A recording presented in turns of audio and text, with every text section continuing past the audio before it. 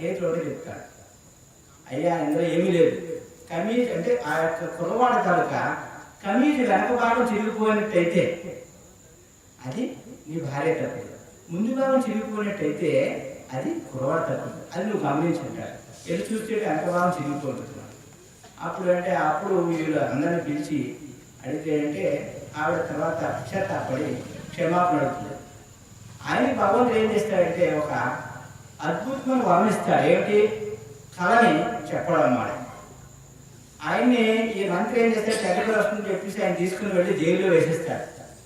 బాబు రే నువ్వు 4 రోజులు జైల్లో ఉండు, నాకు ఏమిటి నిన్నంటే నువ్వు ముద్దు, మరి ఏమిటిది నాకు పేరు పాడవుతుంది, వద్దని జైల్లో పడేస్తాడు. జైల్లో పడేసేస్తే ఆ జైల్లోని ఒక సహచరులు ఉంటారు, వాళ్ళిద్దరికి జడ్జిమెంట్ రాబోతుంది అన్నమాట. జడ్జిమెంట్ రాబోయేటప్పుడు కళ వస్తుంది. ఏమంటే వాళ్ళిద్దరికి కళ వస్తుంది. ఒకరికి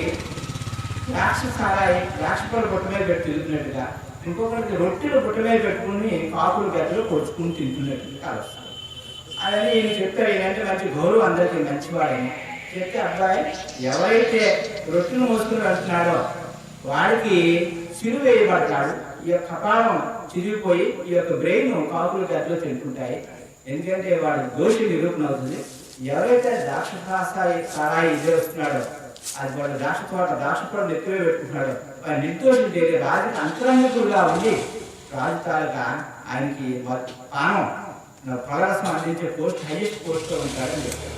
అదేవిధంగా జరుగుతుంది. ఆయన ఒకరికి సిలువ వేస్తాడు, ఒకరికి రాజుగారికి అంతరంగికుడు చెప్పుకుంటాడు. రాజుగారికి ఒక కళ వస్తుంది.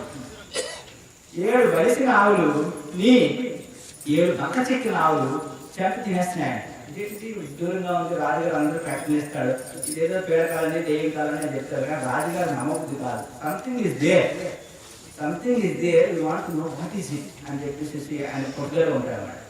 అప్పుడు ఈ యొక్క ఎవరైతే ద్రాక్ష రసాన్ని అందిస్తున్నాడో ఫలరసాన్ని వాళ్ళకి అప్పుడు ఐడియా వస్తుంది.